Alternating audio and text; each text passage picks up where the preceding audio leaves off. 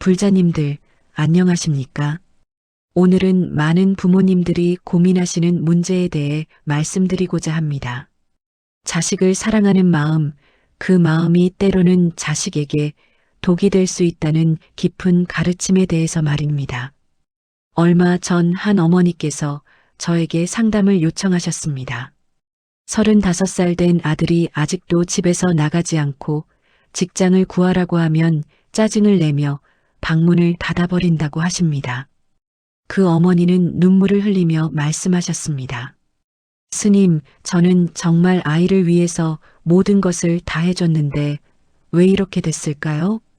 그런데 자세히 들어보니 그 어머니는 아들이 어릴 때부터 모든 것을 다 해주셨더군요. 숙제도 대신 해주고 친구들과 싸우면 대신 나서서 해결해주고 대학교 과제도 도와주고 취업 준비도 전부 엄마가 챙겨주셨습니다. 아들이 실패할까봐, 상처받을까봐, 힘들어할까봐 모든 것을 미리미리 해결해 주신 거죠. 그런데 그 결과는 어떻게 되었습니까? 아들은 스스로 아무것도 할 줄 모르는 사람이 되어버렸습니다. 법부님들, 이런 경험 있지 않으십니까? 우리는 자식을 사랑한다는 명목하에 때로는 자식의 성장을 가로막고 있는 것은 아닌지 깊이 성찰해 둘 필요가 있습니다. 부처님께서는 이미 2500년 전에 이에 대한 깊은 지혜를 우리에게 전해주셨습니다. 오늘은 부처님의 가르침을 통해 진정한 자녀 사랑이 무엇인지, 어떻게 해야 자식을 올바르게 키울 수 있는지에 대해 4가지 중요한 깨달음을 함께 나누고자 합니다. 첫 번째는 집착하지 않는 사랑의 지혜입니다. 두 번째는 스스로 설 수 있게 하는 자립의 가르침입니다. 세 번째는 실패를 통해 배우게 하는 용기의 교육입니다. 네 번째는 무조건적 사랑과 조건적 도움의 균형입니다. 이 4가지 가르침을 통해 우리는 진정으로 자식을 위하는 부모가 될 수 있을 것입니다. 자, 그럼 첫 번째로 집착하지 않는 사랑에 대해 말씀드리겠습니다. 많은 부모님들이 착각하시는 것이 있습니다. 자식에 대한 사랑과 자식에 대한 집착을 구분하지 못하시는 경우가 많습니다. 사랑은 상대방의 행복과 성장을 진심으로 바라는 마음입니다. 하지만 집착은 내가 원하는 대로, 내가 생각하는 방향으로 상대방이 살기를 바라는 마음입니다. 부처님께서는 금강경에서 이렇게 말씀하셨습니다. 응무소주의 생기심이니라. 마땅히 머무는 바 없이 그 마음을 내어야 한다는 뜻입니다. 이 말씀의 깊은 의미는 무엇일까요? 자식에 대한 우리의 마음도 어디에 머물러서는 안 된다는 것입니다. 내가 생각하는 자식의 모습, 내가 원하는 자식의 미래, 내가 계획한 자식의 인생에 마음을 고정시켜서는 안 된다는 가르침입니다. 제가 아는 한 아버지 이야기를 말씀드리겠습니다. 그분은 의사셨는데 아들도 당연히 의사가 되어야 한다고 생각하셨습니다. 아들이 어릴 때부터 의대 진학만을 목표로 모든 것을 준비시키셨죠. 학원도 의대 진학에 유리한 곳으로만 보내고 친구들도 공부 잘하는 아이들하고만 만나게 하고 취미 활동도 의대 진학에 도움이 되는 것만 허락하셨습니다. 그런데 아들은 음악을 좋아했습니다. 피아노를 칠 때가 가장 행복해했고 작곡에 재능도 있었습니다. 하지만 아버지는 그런 아들의 마음을 전혀 이해하려 하지 않으셨습니다. 음악으로는 먹고 살 수 없다. 의사가 되어야 안정적이다라고 하시며 아들의 꿈을 무시하셨죠. 결국 아들은 아버지의 뜻에 따라 의대에 진학했습니다. 하지만 의대 생활 내내 우울증에 시달렸고 의사가 된 후에도 환자를 대할 때 전혀 행복해하지 않았습니다. 그리고 30살이 되었을 때 결국 의사를 그만두고 음악의 길로 돌아섰습니다. 그때서야 아버지는 깨달으셨습니다. 자신이 아들을 사랑한 것이 아니라 자신의 생각에 아들을 맞추려고 집착했다는 것을 말입니다. 보살님들, 이것이 바로 집착하는 사랑의 무서운 결과입니다. 우리가 자식을 사랑한다고 생각하지만 실제로는 우리의 욕심과 기대에 자식을 맞추려고 강요하고 있는 것은 아닌지 깊이 돌아봐야 합니다. 선사들의 어록에 이런 말이 있습니다. 조주선사께서 한 제자에게 물으셨습니다. 내가 부모를 사랑하는가? 제자가 대답했습니다. 예, 스승님. 저는 부모님을 매우 사랑합니다. 그러자 조주선사가 말씀하셨습니다.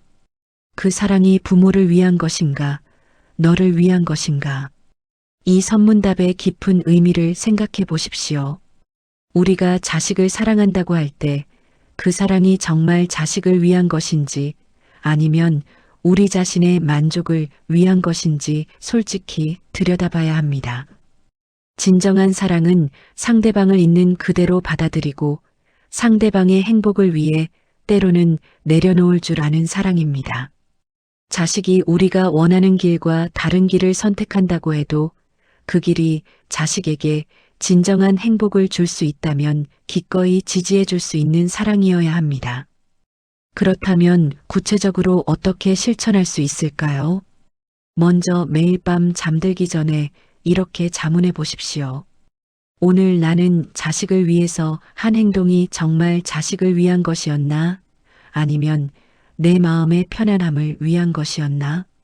두 번째로 자식의 의견을 들을 때 즉시 판단하거나 반박하지 마십시오. 일단 끝까지 들어보고 내가 그렇게 생각하는 이유가 뭐니라고 물어보십시오. 세 번째로 자식이 실수를 했을 때 즉시 해결책을 제시하지 마십시오. 내가 이 상황을 어떻게 해결하고 싶니라고 먼저 물어보십시오. 네 번째로 자식의 꿈이 우리의 기대와 다르다고 해서 즉시 반대하지 마십시오. 그 꿈에 대해 자세히 알아보고 자식이 왜 그 꿈을 갖게 되었는지 이해하려고 노력하십시오. 이렇게 실천하다 보면 우리는 점차 집착하는 사랑에서 벗어나 진정한 사랑을 할 수 있게 됩니다. 자, 두 번째로 스스로 설 수 있게 하는 자립의 가르침에 대해 말씀드리겠습니다. 많은 부모님들이 자식을 도와주는 것이 사랑이라고 생각하십니다. 물론 도움이 필요할 때 도와주는 것은 당연합니다. 하지만 도움을 주는 방식이 중요합니다.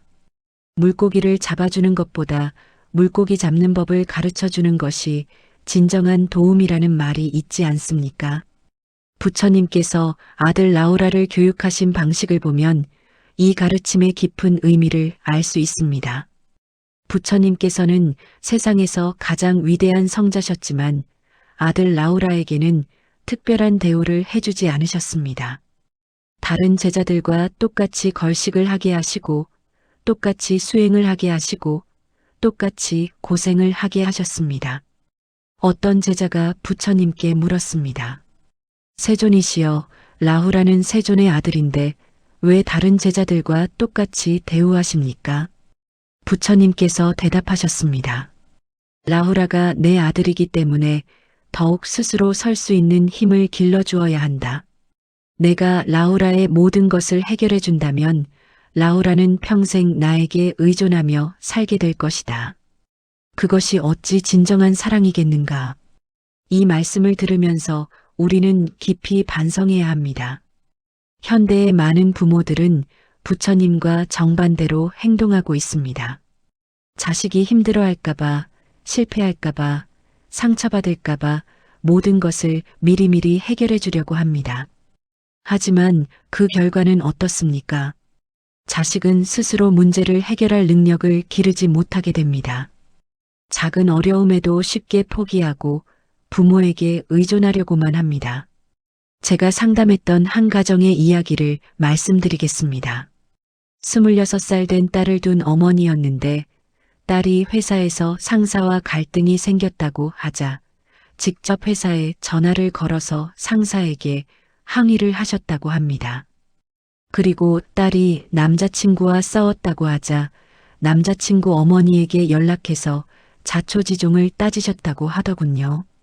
심지어 딸이 은행 업무를 보러 가는 것도 함께 따라가서 대신 처리해 주신다고 하셨습니다. 그런데 그 결과가 어떻게 되었을까요? 딸은 작은 문제만 생겨도 엄마에게 전화를 걸어서 엄마가 해결해줘라고 합니다. 스스로 판단하고 결정하는 능력이 전혀 없어진 것입니다.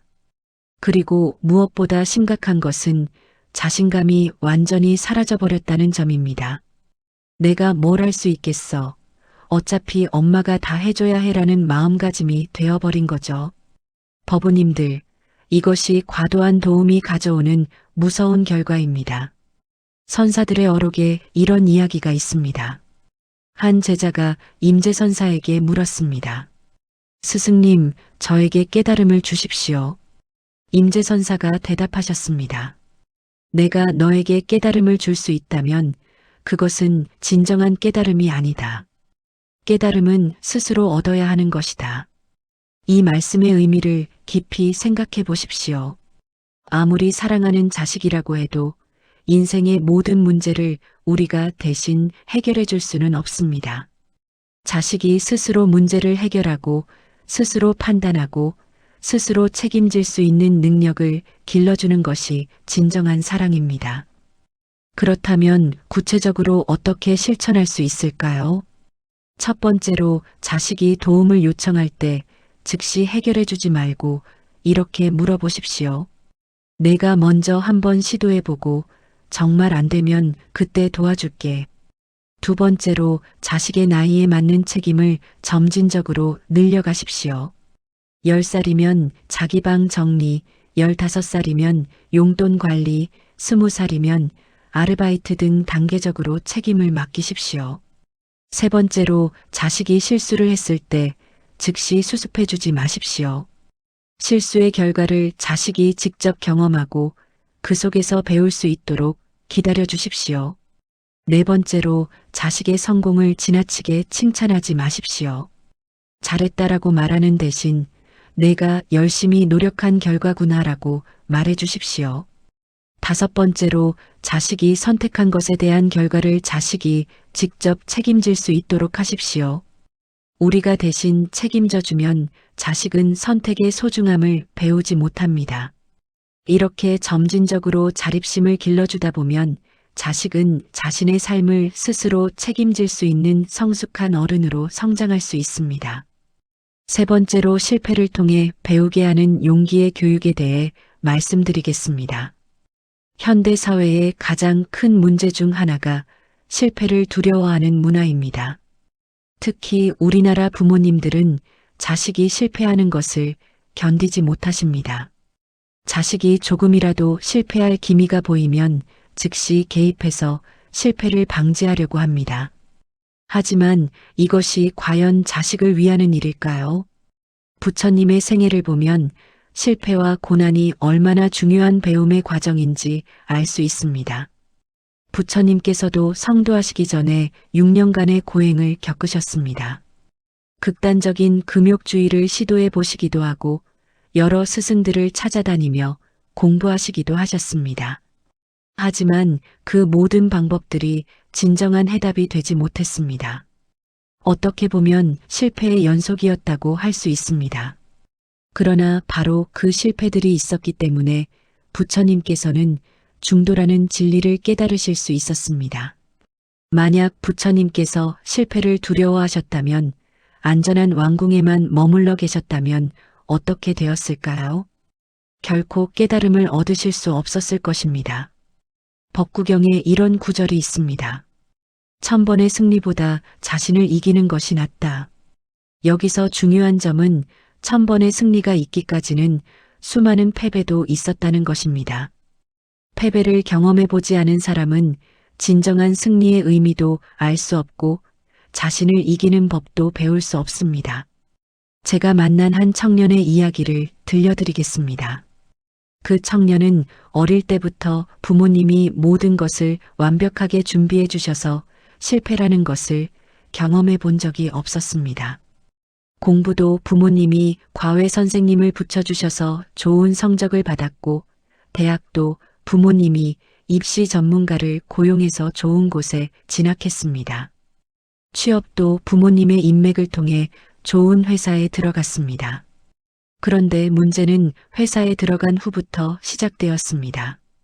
업무에서 작은 실수만 해도 크게 좌절했고 상사에게 지적을 받으면 며칠 동안 회사에 나오지 못했습니다. 프로젝트가 예상대로 진행되지 않으면 책임을 지기 싫어서 다른 사람에게 떠넘기려고 했습니다. 결국 1년도 안 되어서 회사를 그만두게 되었습니다. 왜 이런 일이 일어났을까요? 그 청년은 실패를 통해 배우는 경험이 전혀 없었기 때문에 실패에 대한 면역력이 없었던 것입니다. 작은 실패도 견디지 못하고 실패에서 교훈을 찾는 법도 몰랐던 것입니다. 보살님들, 실패는 인생의 가장 훌륭한 스승입니다. 실패를 통해서만 배울 수 있는 것들이 있습니다. 겸손함, 인내심, 문제 해결 능력, 회복력 등은 모두 실패를 경험해야만 기를 수 있는 덕목들입니다. 그런데 우리가 자식의 실패를 미리 방지해버리면 자식은 이런 소중한 덕목들을 배울 기회를 잃어버리게 됩니다. 선사들의 어록에 이런 이야기가 있습니다. 한 제자가 황벽 선사에게 물었습니다. 스승님, 저는 왜 항상 실패만 하는 것입니까? 황벽 선사가 대답하셨습니다. 실패하지 않는다면 어떻게 진짜 길을 찾겠는가? 실패는 잘못된 길이 아니라는 것을 알려주는 자비로운 스승이다. 이 말씀을 깊이 새겨 들으시기 바랍니다. 자식의 실패를 막아주는 것이 사랑이 아니라 실패를 통해 배울 수 있도록 용기를 주는 것이 진정한 사랑입니다. 그렇다면 구체적으로 어떻게 실천할 수 있을까요? 첫 번째로 자식이 새로운 도전을 하려고 할 때 실패하면 어떡하지라고 걱정하지 말고 실패해도 괜찮다. 그것도 좋은 경험이야 라고 격려해 주십시오. 두 번째로 자식이 실제로 실패했을 때 괜찮다. 다시 하면 되라고 위로하는 것에서 그치지 말고 이번 실패에서 무엇을 배웠니라고 물어보십시오. 세 번째로 우리 자신의 실패 경험을 자식과 솔직하게 나누십시오. 아빠도 젊었을 때 이런 실패를 했었는데 그때 이런 것을 배웠단다라고 말해주시면 자식도 실패를 두려워하지 않게 됩니다. 네 번째로 자식의 실패를 다른 사람과 비교하지 마십시오.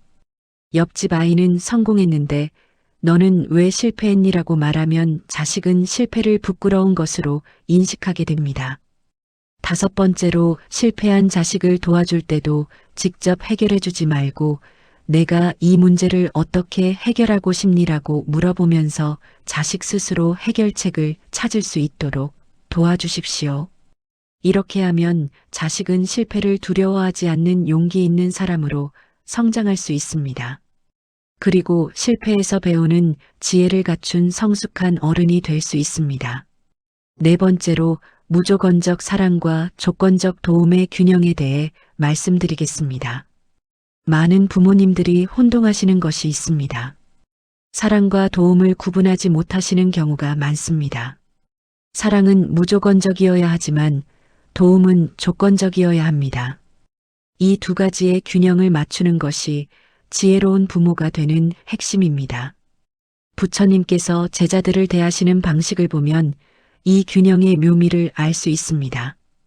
부처님께서는 모든 제자들을 동등하게 사랑하셨습니다. 부자든 가난한 자든 똑똑한 자든 어리석은 자든 모든 제자들에게 자비로운 마음을 보이셨습니다. 이것이 무조건적 사랑입니다. 하지만 도움을 주실 때는 달랐습니다. 노력하는 제자에게는 더 깊은 가르침을 주셨고 게으른 제자에게는 엄하게 질책하셨습니다. 수행에 정진하는 제자에게는 특별한 지도를 해주셨지만 수행을 게을리하는 제자에게는 도움을 주시지 않으셨습니다.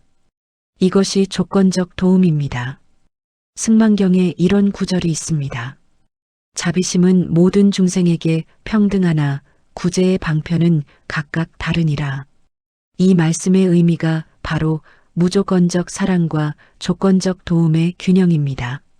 모든 중생을 똑같이 사랑하지만 도움을 주는 방식은 각각의 상황과 조건에 따라 달라져야 한다는 것입니다. 현실에서 이 원칙을 적용해 보면 어떻게 될까요? 자식이 잘못된 행동을 했을 때를 생각해 보십시오. 사랑은 변하지 않아야 합니다. 내가 무슨 행동을 해도 너는 내 소중한 자식이야 라는 마음은 흔들리지 않아야 합니다. 하지만 도움은 달라져야 합니다. 잘못된 행동을 했을 때는 도움을 주지 않고 스스로 책임지게 해야 합니다. 올바른 행동을 했을 때만 도움을 주어야 합니다. 제가 상담했던 한 어머니의 사례를 말씀드리겠습니다. 24살 된 아들이 도박에 빠져서 빚을 졌다고 하더군요. 그 어머니는 아들을 사랑하는 마음의 빚을 대신 갚아주셨습니다. 그런데 몇 달 후 또다시 같은 일이 일어났습니다. 아들이 또 도박을 해서 빚을 지고 온 것입니다.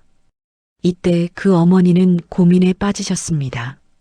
아들을 사랑하는 마음은 변하지 않는데 계속 도와주는 것이 과연 옳은 일인지 확신이 서지 않으셨던 것입니다. 저는 그 어머니에게 이렇게 말씀드렸습니다. 어머니의 사랑은 절대 변하면 안 됩니다.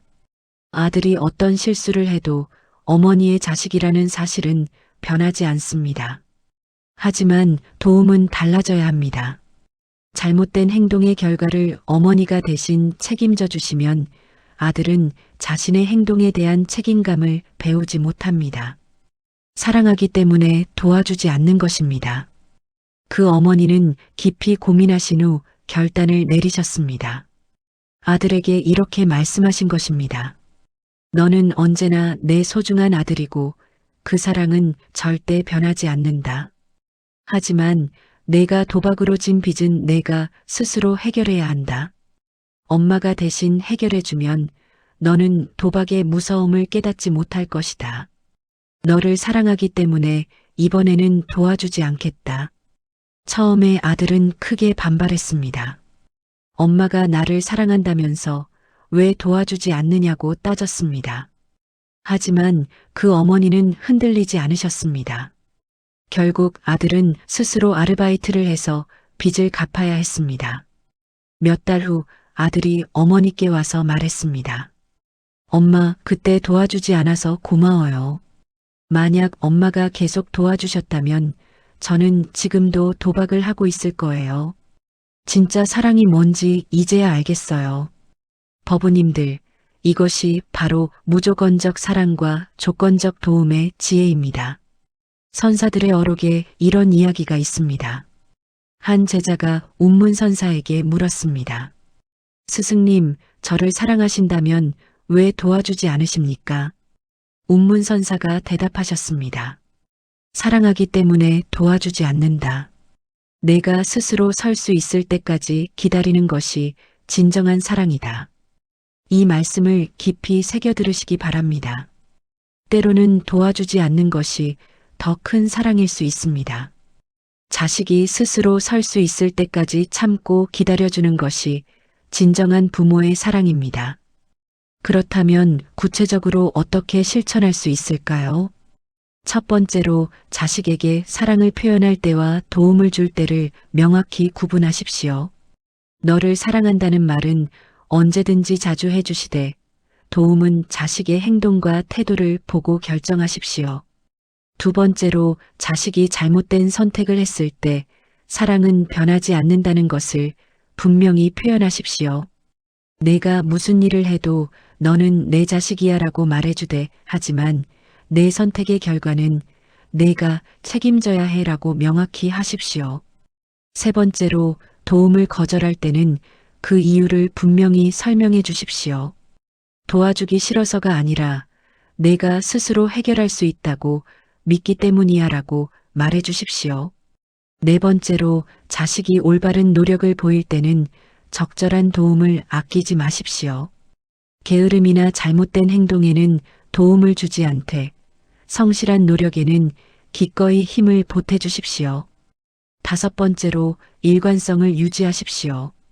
한번 정한 원칙은 자식이 아무리 때를 써도 흔들리지 마십시오.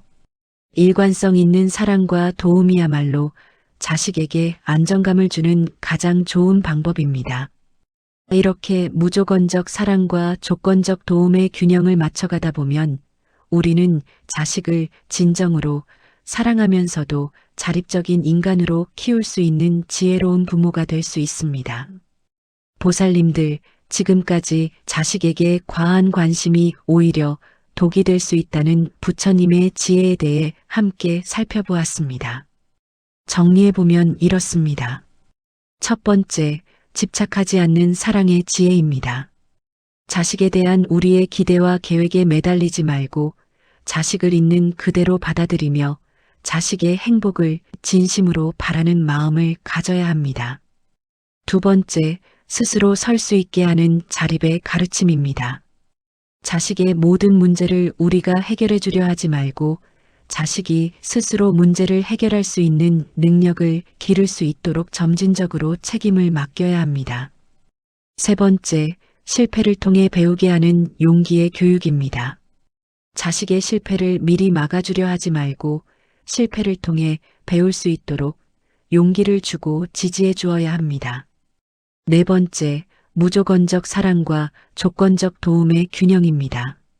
자식에 대한 사랑은 절대 변하지 않되 도움은 자식의 행동과 태도에 따라 조건적으로 주어야 합니다.